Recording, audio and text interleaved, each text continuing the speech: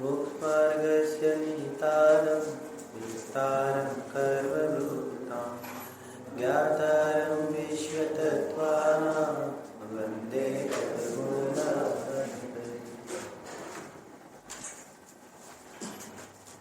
आचार्य देव उमा स्वामी कृत तत्वासूत्र ग्रंथाधिराजना 9મા અધ્યાયના અંતર્ગત સંવરના સ્વરૂપની ચર્ચા ચાલી રહી છે અને સંવર અધિકારના એના કારણોની ચર્ચામાં સગુપ્તિ સમિતિ ધર્માનુપ્રેક્ષા પરિસહજય અને ચારિત્ર્ય એ બધા સંવરના કારણ બતાવ્યા છે. એમાં ગુપ્તિ સમિતિ ધર્મ અને અનુપ્રેક્ષા, એમાં અનુપ્રેક્ષા પર આપણો સ્વાધ્યાય ચાલી રહ્યો છે. અનુપ્રેક્ષા એટલે 12 ભાવનાઓનું ચિંતન, તેને અનુપ્રેક્ષા કહેવામાં આવે છે અને તે સંવરનું કારણ છે તેમ અહીં આચાર્ય દેવ બતાવવા માંગે છે. એ 12 ભાવનાની અંદર આપણે ચાલુ કરી હતી અનિત્ય, અસરણ સંસાર, એકત્વ, અન્યત્વ, અસુચિ, આશ્રમ, સંવર, નિર્જરા અને લોક, બુદ્ધિ, દુર્લભ, ધર્મ. 12 પ્રકારની ભાવના છે. એ 12 પ્રકારની ભાવનામાં જે 6 પ્રકારની ભાવના છે શરૂઆતની, તે વૈરાગ્ય પ્રેરક છે અને એના પછીની જે 6 પ્રકારની જે ભાવના જે છે તે તત્વ પ્રેરક જોવામાં આવે છે. એની અંદર આપણે જોયું, આપણે એકત્વ અને અન્યત્વ ભાવના જોવાની છે. અનિત્ય ભાવનાની અંદર આ સંયોગોની ક્ષણ ભંકુરતાનું જ્ઞાન કરાવ્યું. અસરણ ભાવનાની અંદર જગતના જેટલા પણ સમસ્ત પદાર્થ છે, ચાહે સચેત પદાર્થ હોય કે ચાહે તે અચેત પદાર્થ હોય, તો કે છે કે એ બધા જ પદાર્થો આ આત્માને માટે અસરણ રૂપ છે, કોઈ પણ સરળ નથી. ત્યાં આગળ તેની ચર્ચા કરી અને સંવર ભાવનાની અંદર કે જગતની અંદર આપણે સંસાર ભાવનાની અંદર એમ વાત કરી કે જેટલી પણ ગતિ છે સંસાર અવસ્થાની અંદર, આ જીવ પોતપોતાના પરિણામ અનુસાર જે પણ કોઈ ગતિની પ્રાપ્તિ કરે છે એ બધી જ જેને કહેવાય કે દુઃખદાયક છે. સંસારમાં ક્યાંય સુખ નથી, એકાંતે દુઃખ છે. પણ સાહેબ કથનચિત સુખ અને કથનચિત દુઃખ કહો, એવી રીતે જીનાગમમાં ઘણા પ્રશ્ન આવે છે કે કથનચિત સુખ અને કથનચિત દુઃખ કહો. કારણ કે અમે જગતની અંદર આ સંસારની અંદર કેટલાય જીવોને સુખી થતા પણ જોયા છે, કેટલાય જોડે એ પ્રમાણે સંયોગની અંદર જેને કહેવાય કે મલકતા પણ જોયા છે. તો કેટલાક જીવો તો આ સંસારમાં સુખી છે અને કેટલાક જીવો આ સંસારમાં દુઃખી છે એમ કહો. તો અહીંયા આગળ કહે છે કે ના, એવો સ્યાદવાદ નથી. સ્યાદવાદ તો એ છે કે આ સંસારની અંદર જેટલી પણ મોહી જીવોની દુનિયા છે તે બધા પરમાર્થે એકાંતે દુઃખી જ છે અને સુખી નથી. આ સ્યાદવાદ છે. અને આત્માના ભાનથી, આત્માના જ્ઞાનથી અને ધર્મના પ્રાપ્તિના અર્થે આ જીવ એકાંતે સુખી છે, એમાં રંચ માત્ર પણ દુઃખ નથી. એ આવશે આગળ આશ્રમ સંવર નિદ્રાની અંદર એની ચર્ચા થોડી થશે. કહેવાનો મતલબ સ્યાદવાદ આ છે કે જીવ મોહને લઈને દુઃખી છે અને મોહના અભાવમાં સુખી છે. આ ફોર્મ્યુલા છે. અહીંયા પોતાના આત્માનો વિચાર કરીને અહીંયા આગળ સમ્યક દ્રષ્ટિ ધર્માત્મા જે 12 ભાવનાઓ ભાવે છે, એ 12 ભાવનાઓને ભાવીને એ પોતે વિશેષ ધર્મ માર્ગની અંદર દ્રઢ થવા માટે અને અંદરમાં વિશેષ રૂપથી એ પ્રમાણે ચાલવા માટે એ 12 ભાવનાઓનું ચિંતન કરે છે. એની અંદર આ સંસારની અંદર જો સમ્યક દ્રષ્ટિ ધર્માત્મા છે, સમ્યક દ્રષ્ટિ ધર્માત્મા આંશિક સુખી થઈ ગયા છે, તો એમને સંસાર ભાવનાઓનું ચિંતન કરવાની શા માટે જરૂર છે? આત્માનો અનુભવ થઈ ગયો. સમ્યક દ્રષ્ટિ ધર્માત્માને આત્માનો અનુભવ થઈ ગયો, ઠીક છે. તો હવે વાત એ છે કે હું આ આત્મા છું, આખા જગતથી જુદો છું, એવું બી જ્ઞાન થઈ ગયું. તો એમને હવે સંસાર ભાવનાનું ચિંતન કરવાની શા માટે જરૂર? ફરીથી એક બીજો પ્રશ્ન બનાવીએ.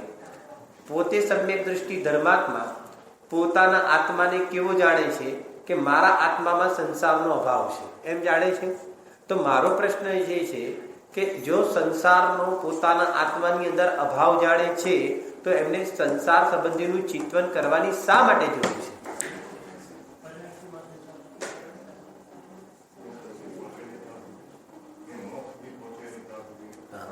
બરોબર છે. હા, કે સમ્યક દ્રષ્ટિ ધર્માત્માને શ્રદ્ધાને એમ થઈ ગયું છે કે મારી પરિણતિમાં મતલબ મારા સ્વભાવની અંદર સંસારનો ત્રિકાલ અભાવ છે અને મારી જે પરિણતિ વર્તી રહી છે તો જેટલું દ્રવ્યાશ્રિત પરિણમન છે, મારા આત્માશ્રિત પરિણમન છે તે તો નિર્મલ અને સુખરૂપ છે, પરંતુ અજીન જેટલું પણ પરાશ્રયપણું જે છે તે દુઃખનું કારણ જોવામાં આવે છે. મને અજીન મારી ભૂમિકા અનુસાર આ રાગ જે છે તે છૂટતો નથી. અજીન સમ્યક દ્રષ્ટિને એ પ્રમાણેની વિચારધારા છે કે જેટલો પણ અજીન રાગ ઉભો છે સંસાર પ્રત્યે, જેટલો પણ મોહ ઉભો છે તો કે છે કે છૂટતો નથી. તો એ ઉપાય શું છે? તો કે ઉપાયના અર્થે એ સંસાર ભાવનાઓનું પણ ચિંતન કરે. જેમ વાદીરાજ મુનિરાજ હતા ને, વાદીરાજ મુનિરાજ, તો વાદીરાજ મુનિરાજ તો એ પ્રમાણે ચિંતન કરતા હતા કે અમે જ્યારે નરકના દુઃખોને યાદ કરીએ છીએ ત્યારે કાળજીએ ઘા વાગે છે. વિચાર, હવે એ વાદીરાજ મુનિરાજ નરકમાં જવાના નથી. આપણે એમ સમજીએ કે વાદીરાજ મુનિરાજ નરકમાં જાય કે મુનિરાજ હોય એ તો નિયમથી દેવગતિમાં જ જાય, અને એ દેવગતિમાં જતા હોવા છતાં પણ સ્વરૂપની સાધના વિશેષ દ્રઢ કરવા માટે એ કોનાથી ડરે છે? મુનિરાજ કોઈનાથી ભયભીત છે કે નહીં? અરે મુનિરાજ કોઈનાથી ભયભીત છે કે નહીં? મુનિરાજ કોઈનાથી ભયભીત છે કે નહીં? મુનિરાજ બી સમજો, મુનિરાજ આ વાદસી અને વરુથી ભયભીત નથી.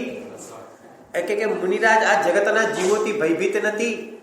મુનિરાજ ભયભીત છે પોતાના આ કદાચિત ઔદૈક જન્ય ભાવથી ભયભીત છે. જે અહીંયા આગળ રાગ દ્વેષના પરિણામ છે, તો મુનિરાજને જેટલા પણ રાગના વિકલ્પ ઉત્પન્ન થાય છે તો કે છે કે તેનાથી ભયભીત છે. મુનિ સાંભળજો, એક આગળ વાત કરીએ, જે પ્રવચન સારમાં આગળ એ વાત આવવા વાળી છે. મુનિરાજને જે પંચ મહાવ્રતનો વિકલ્પ ઉત્પન્ન થાય છે તેનાથી ભયભીત છે, પણ પંચ મહાવ્રતનો વિકલ્પ તો સાધનામાં નથી આવતો. 5 સમિતિ 5 ગુપ્તિનું જે પાલન છે, વિકલ્પાત્મક ભૂમિકા જે છે, તો કે એ તો સાધનામાં સહજ આવે છે, તો એનાથી ભયભીત કેવી રીતે છે? તો મુનિરાજ એ પ્રમાણે બરોબર જાણે છે કે જેટલા પંચ મહાવ્રતના વિકલ્પ છે એ તો શુભ વિકલ્પ છે, અને એ શુભ વિકલ્પથી એને સરવાળે અહીંયા પુણ્યબંધ થશે, અને એ પુણ્યબંધથી સ્વર્ગાધિક ગતિ મળશે, અને સ્વર્ગની ગતિ મળ્યા બાદ આ જીવ ત્યાં આગળ જશે, અને ત્યાં આગળ એ ગતિને યોગ્ય એવી જાતના પરિણામ થશે, અને એ પરિણામની અંદર જો ચ્યુત થઈ જવાય તો એવું બની શકે કે સંસ્કાર જો જૂના ઉગી નીકળે, અને એ પ્રમાણે જો જૂના અસંયમના સંસ્કાર તો ત્યાં થઈ જ જશે, અને એમાં જો તીવ્રતા આવી જાય, સ્વચ્છંદતા આવી જશે, તો વળી પાછી અધોગતિએ જવું પડશે. વિચાર કરો, આ મુનિરાજ આ પરિણામોનું શું ફળ છે, પરિણામોનું શું વ્યવસ્થા છે, તો કે બધું જેમ છે તેમ કે છે કે બરોબર જાણે છે. મારે પરમ દિવસે જ વાંચવામાં આવ્યું, એક મુનિરાજ હોય, એક મુનિરાજ, અને 1 કોટી પૂર્વનો થોડો સમય કાઢો, બાકી રાખો, અને 1 કોટી પૂર્વમાંથી થોડો સમય બાકી રાખીને 8 વર્ષ અને અંતર્મુહૂર્તમાં મુનિપણું અંગીકાર કર્યું. 8 વર્ષ અને અંતર્મુહૂર્તમાં મુનિપણું અંગીકાર કરે, ભાવલિંગી દિગંબર સંત થઈને આખું જીવન વિચરણ કરે, અને એવું બને કે અંત સમયની અંદર પરિણામ બગડે, અને અંત સમયમાં પરિણામ બગડે અને જીવ મિથ્યાત્વની ભૂમિકામાં ચાલ્યો જાય. હવે એક બીજી વાત સાંભળજો, જીવ મિથ્યાત્વની ભૂમિકામાં તો ચાલ્યો જાય, અને ચાલ્યો જાય તો ગતિ બગડે, અને ગતિ બને દેવગતિમાં જાય. ઠીક છે, દેવગતિમાં મોકલો એને, અને દેવગતિમાં મિથ્યાત્વ સહિત જાય ત્યાં આગળ, અને મિથ્યાત્વ સહિત જાય તો એવું બને કે ત્યાં આગળ વળી પાછા પરિણામ બગડે. અને પરિણામ બગાડવા એટલે ક્રોધના પરિણામ જ થાય એમ નહીં, ભોગોમાં આસક્તિ રૂપના પરિણામ બગડે, અને ભોગોમાં આસક્તિ રૂપ પરિણામ બગડે એટલે વળી પાછો યા તો મનુષ્ય ગતિમાં જાય, યા તો તિર્યંજ ગતિમાં જાય, અને મનુષ્ય ગતિ અને તિર્યંજ ગતિમાં જાય, ત્યાં જઈને વળી પાછા પરિણામ બગડે, અને શું થઈ જાય તો કે વળી પાછો એક ઇન્દ્રિયમાં ચાલ્યો જાય. એક ઇન્દ્રિયમાં ચાલ્યો જાય તો શું થઈ શકે? એવું બની શકે કે લાખો કરોડો વર્ષો સુધી એક ઇન્દ્રિયમાં રખડતો રહે. આપણું દિમાગ કામ ના કરે એ પ્રમાણેની આ બધી વાત છે, બહુ સમજવા જેવી વાત છે આ. અને કેટલા કરોડો વર્ષો તો આ કીધા ભાષામાં, અને આવી રીતે શું કરે કે આવી રીતે કેટલો એ કાળ કાઢે, કેટલો કાળ કાઢી શકે, અર્ધ પૂતગલ પરાવર્તન સુધી કાળ કાઢી શકે. સંસારની અંદર આત્માનું જે ભાન કરી લીધું છે, શાસ્ત્રની અંદર એમ આવે છે કે એ ભાન ક્યાં સુધી કર્યું હોય, અરે એવું બની શકે કે પૂર્ણ વિતરાગી બી થયા હોય, કારણ કે 11મા ગુણસ્થાને તે જીવ પૂર્ણ વિતરાગી કહેવાય.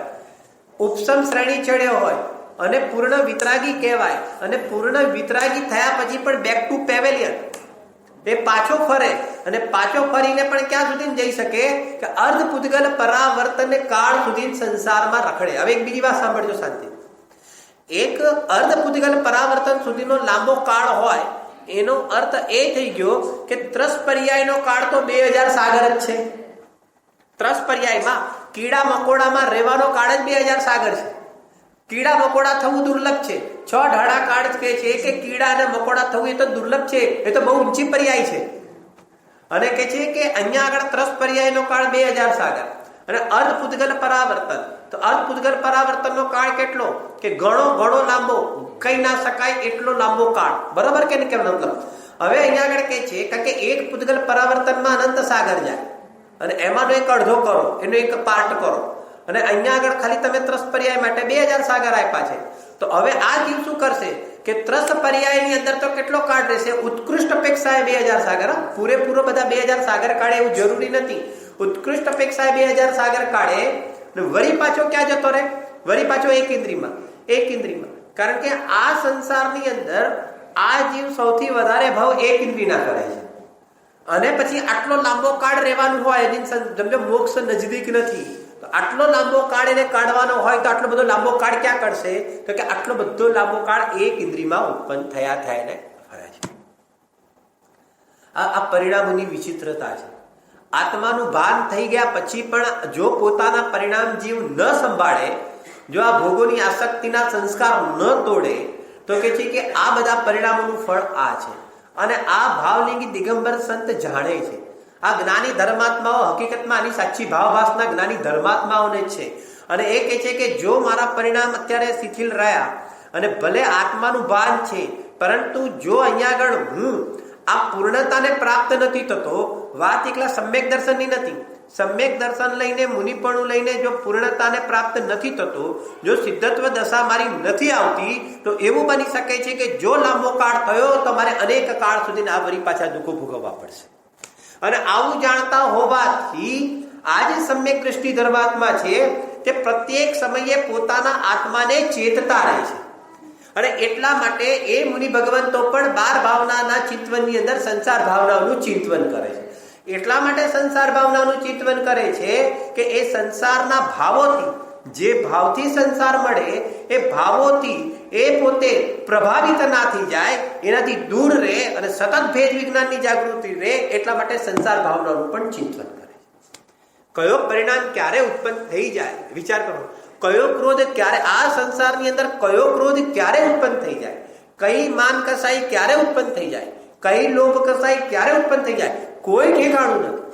મુનિરાજ હોય મુનિરાજ, અને મુનિરાજ સમજો કે નિર્માણ ભાવે અહીંયા મુનિપણું અંગીકાર કરે છે, અને ક્યારે કઈ માન કસાઈ ઉત્પન્ન થઈ જાય, કારણ કે જગત પૂજ્ય થઈ જાય મુનિરાજ. અને જગત પૂજ્ય થઈ જાય કારણ કે સર્વશ્રેષ્ઠ છે ને મનુષ્યની અંદર, તો કે છે કે આ પ્રમાણે જગત પૂજ્ય થઈ જાય. લાખોની સંખ્યાની અંદર સમજો કે એમને માન મળતું થઈ જાય, અને અહીંયા એક માનનો કણિયો ત્યાંથી ઉત્પન્ન થઈ જાય કે લોકો મને પૂજે છે, તો અહીંયા આગળ શું થઈ જાય? તો કે છે કે સાધના ખંડિત થઈ જાય. એક માયાચારીના પરિણામ થઈ જાય તો અહીંયા કહે છે કે સાધના તો ખંડિત થઈ જાય. એટલું જ નહીં, જો મિથ્યાત્વમાં જીવ આવી જાય અને આયુ બંધ નથી થયો તો તિર્યજ ગતિનો બંધ થઈ જાય. સંગ્રી પંચેન્દ્રિયની અંદર કેટલાય હવે તો કથાઓ છે, અત્યારે ભરેલી કથાઓ છે. કોઈ હાથી થઈ જાય, કોઈ એ પ્રમાણે થઈ જાય, એવી પર્યાયોની અંદર જીવ ચાલ્યો જાય. આ સાધના કરવા વાળાની અપેક્ષાએ વાત કરીએ છીએ.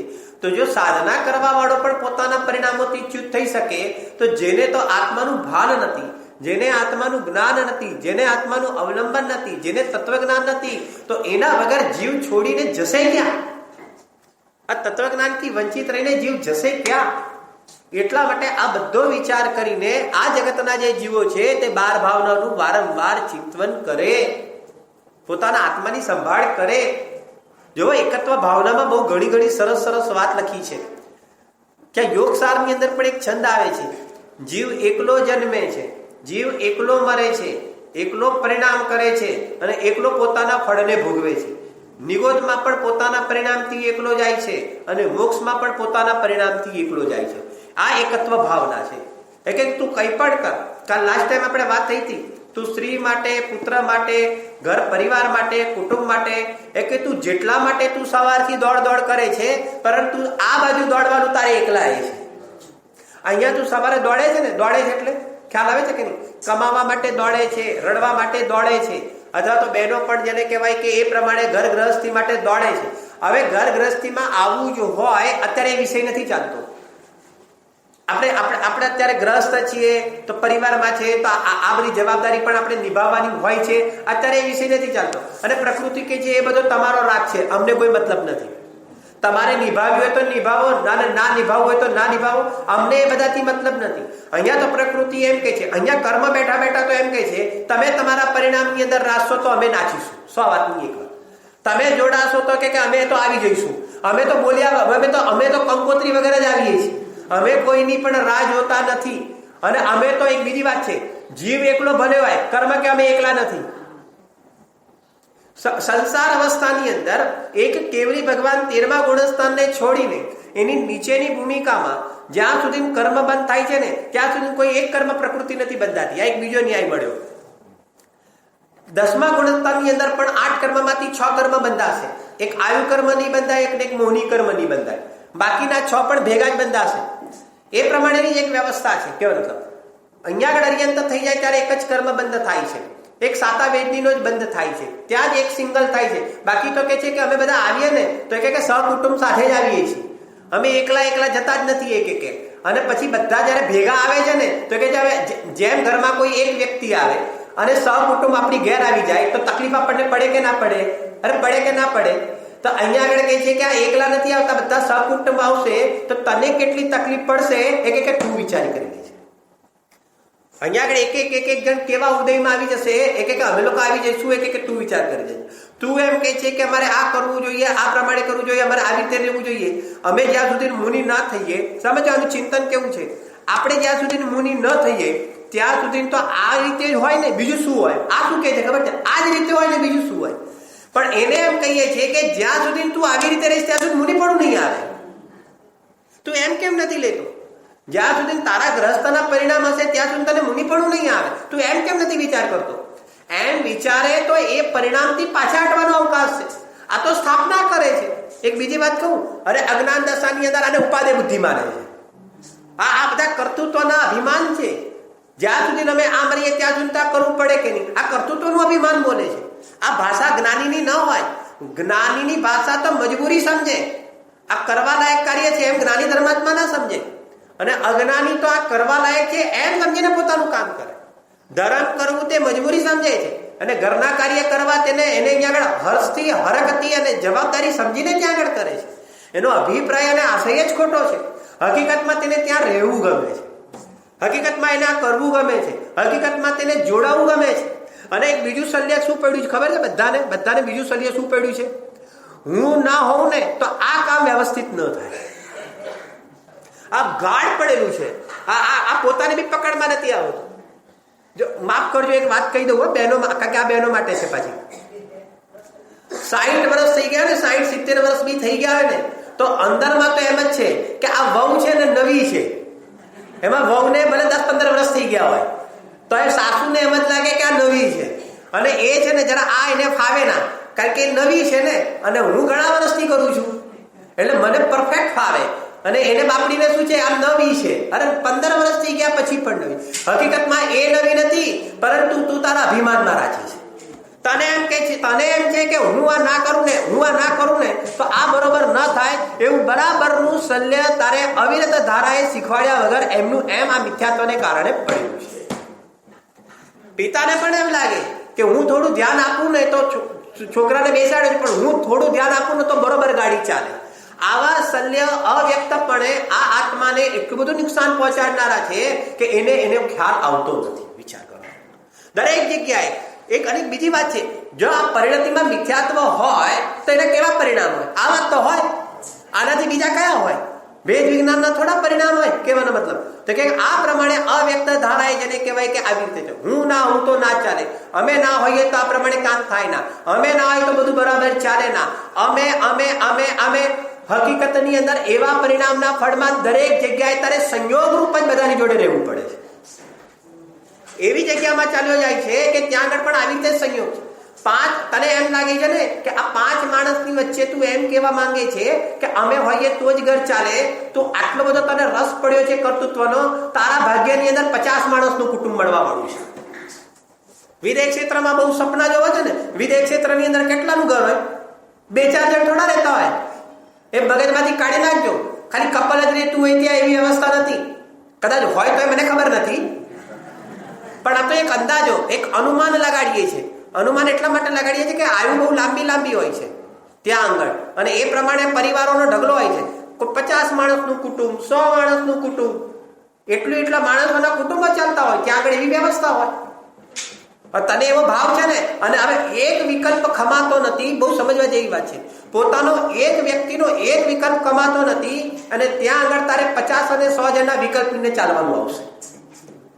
આ રસ છે ને અહીંયા આગળ તથાસ્તુ વાળી પદ્ધતિ છે. તથાસ્તુ એટલે ખબર પડે છે, તથાસ્તુ વાળી એટલે લૌકિકમાં આપણે અહીંયા આગળ તથાસ્તુ બતાસ્તુ કઈ ના હોય, પણ લૌકિકમાં તથાસ્તુ વાળી તમારે જે જોતું હોય ને એટલે અહીંયા આગળ મહારાજ ગોળ મહારાજ શું કે તથાસ્તુ એટલે શું, બસ તમને ગમે છે ને, તમને પરિવાર ગમે છે ને તો કે તથાસ્તુ એટલે શું, તથાસ્તુ એટલે હવે કે તમને હવે લાંબો અને મોટો પરિવાર મળશે કારણ કે તમને ગમે છે. વિચાર કરો, તમને ધંધો ગમે છે ને તથાસ્તુ, તમારે એક જ દુકાન હતી હવે તમને 4 દુકાન થશે. જાઓ તમે રખડ્યા રાખો, પશુની જેમ રખડ્યા રાખો, તિર્યન જેમ જગતના જીવો રખડે છે એમ કે તમે પણ રખડે, કારણ કે તથાસ્તુ.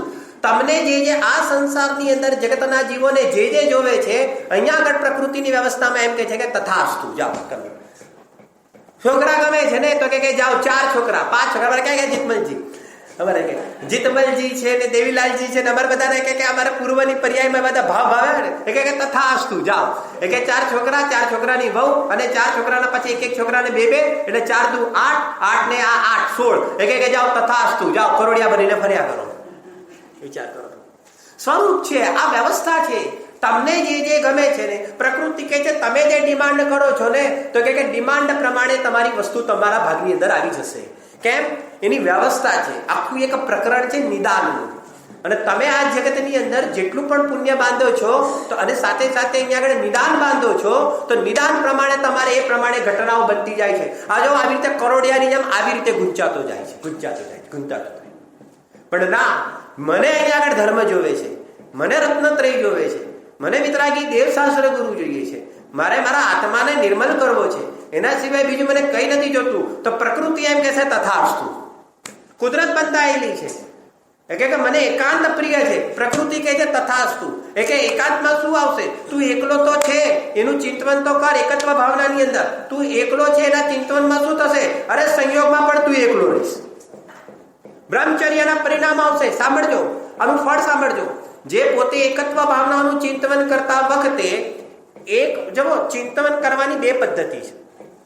ચિંતન કરવાની 2 પદ્ધતિની અંદર એક તો આખા જગતથી તું એકલો છે એમ, અને એમ કરીને જગતનું નિસારપણું બતાવીને તું એકલો છે એમ બતાવવાની એક પદ્ધતિ જીનાગમની અંદર, કે પુત્ર મકાન અશ્રી આ બધું તું નથી, એટલે કે એ બધાથી તું જુદો એકલો છે. દરેક જગ્યાએ જાય તો તું એકલો છે. તે જગ્યાએ જા તે આટલા પાપ કર્યા, બધાના માટે કર્યા, પણ તારે એકલા એક ભોગવવા પડશે. આમ કરીને વૈરાગ્ય જગાવીને તારે એકલાનું જ્ઞાન કરાવે છે. હવે એક બીજી પદ્ધતિ, તું એકલો છે તું મુદિત થઈ જા. બધાની વચ્ચે પણ તું એકલો છે તું મુદિત થઈ જા. 50 પરિવારની વચ્ચે પણ તું એકલો છે તું મુદિત થઈ જા.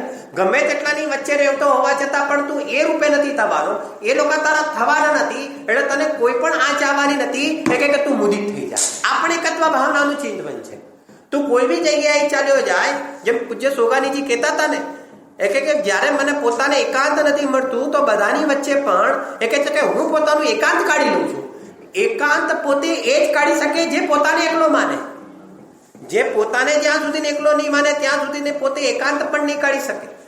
જે પોતાને જ સંયોગરૂપ માનશે તો એકલો પડી જશે. સાંભળજો, જે પોતાને સંયોગરૂપ માનશે તો એકલો પણ પડી જશે, તો એ ત્યાં આગળ પોતાને સંયોગ વાળો માનીને દુઃખી થશે.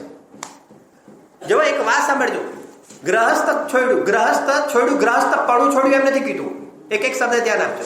ગ્રહસ્થ છોડ્યું એટલે ગૃહ ત્યાગ કર્યો, ગૃહ ત્યાગ કર્યો અને બ્રહ્મચારી બન્યો એટલે બ્રહ્મચારી બની ગયો. એનો અર્થ એ થઈ ગયો કે હવે પાછળનો પરિવાર નહીં, માતા પિતા હતા તો હતા, ભાઈ બહેન હતા તો હતા, પણ હવે એ પ્રમાણે ઘર છોડ્યું તો, અને ઘર છોડી દીધું એટલે એ બધાની જોડે પણ રહેવાનું છોડી દીધું, અને એને પોતે લગ્ન નથી કર્યા એટલે એનો સંસાર પણ ના વધ્યો બીજી ભાષાની અંદર, તો એ એકલો રહ્યો. પરંતુ પોતાને એકલો ન માન્યો ને, તો એકલો રહ્યા પછી પણ શું થયું એ કે લોકોની અપેક્ષા તો ઊભી છે, લોકોની સાથે રહેવાની અપેક્ષા ઊભી રહે છે, લોકોની સાથે રહેવાની અપેક્ષા ઊભી રહે છે.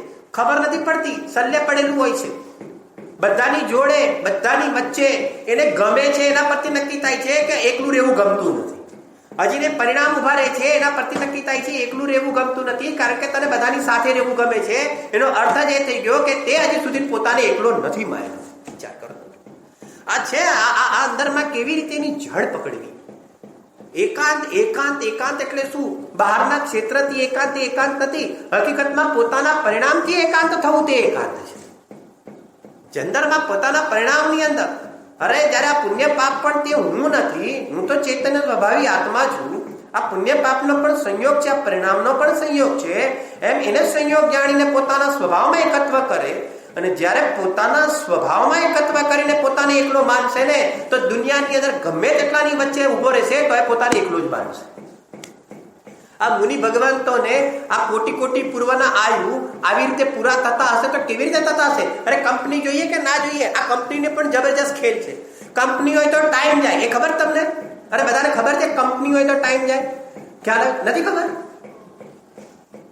મુનિરાજ કે જરા પણ કંપની થશે તો મારો ટાઈમ વેસ્ટ થશે. સાધના કરવા વાળો તો કે છે કે જેટલી કંપની છે તો કે છે કે મને પછાડવા વાળી છે, એ કે મારી સાધનામાં ખલેલ પહોંચાડવા વાળી છે. આ પ્રમાણેનું આપણી સોચ જોઈએ. હવે જાત્રાએ જવું હોય તો એ કંપની જોઈએ અમારે બધાને, અમારી વાત છે આ, તમારે બધાની નથી. અમારે કંપની જોઈએ, અમારે શંભુ મેળો ભેગો ના થાય ને ત્યાં સુધી અમને જાત્રાનો રસ ના પડે, અમને ટેસ્ટ ના આવે. અહીંયા આગળ જાત્રા તો કોને કહેવાય? જે પોતાને એકલો માનીને એકલો વિચરે છે, હકીકતમાં તેને જાત્રા કહેવામાં આવે છે. વિચાર કરો કે બધું આનું સ્વરૂપ આ છે. એકવાર તો નીકળી તો પડ, એકવાર તું તારી દુનિયાને તો જો, અને તારી દુનિયાને જોવા માટે જોવા પ્રેક્ટિકલ છે. તારી દુનિયાને જોવા માટે એકવાર દુનિયા જब ઘરમાંથી પણ તું એકવાર એકલો પડીને તું 4 દિવસ પોતાના માટે તો કાઢ. કહેવાનો મતલબ એકવાર તું એમ એકવાર નીકળી તો જા, અને મોબાઈલ મૂકીને નીકળજે પાછો. એ બધું એકવાર આ તો મારી, કારણ કે એનું શલ્ય તો છે. પાછી ઘરવાળાને મારી જરૂર પડી તો, એટલે વળી પાછી સંસાર ભાવના ફરીથી ચિંતન કરવાની.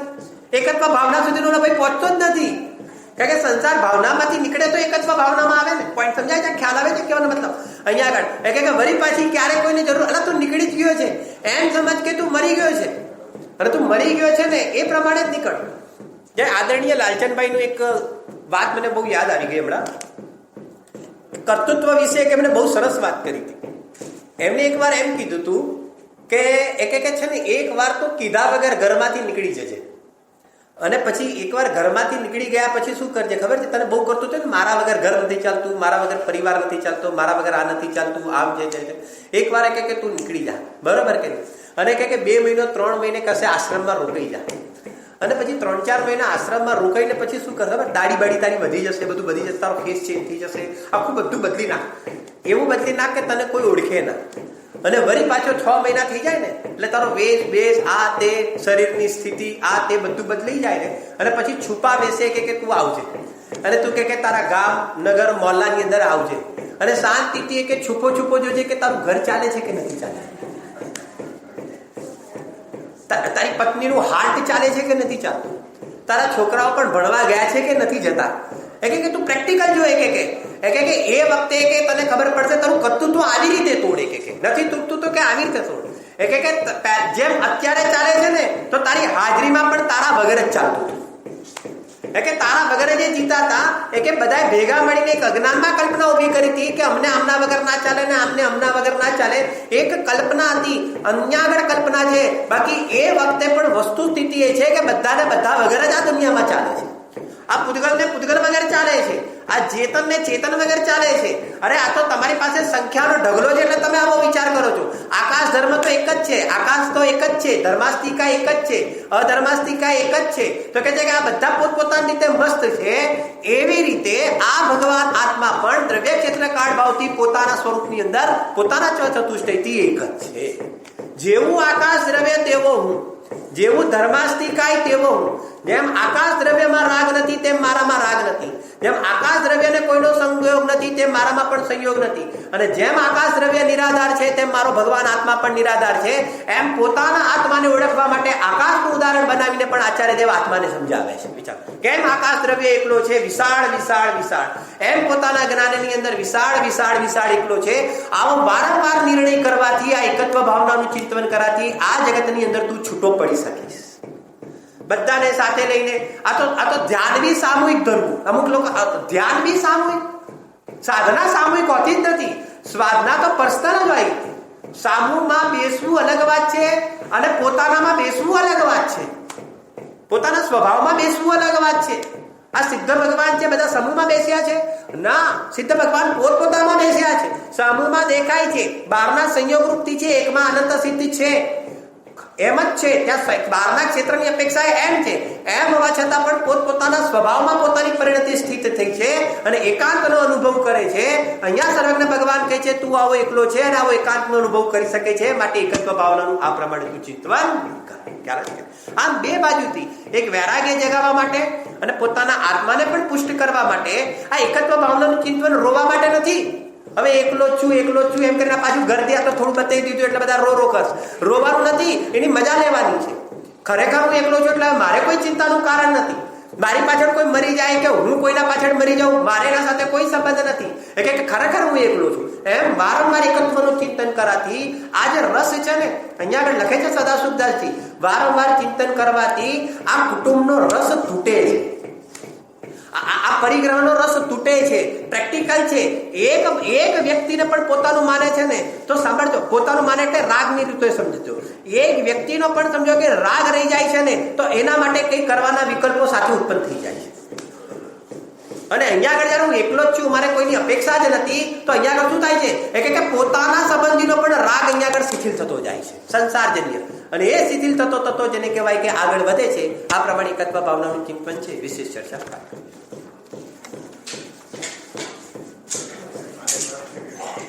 કાલે ક્લાસ છે.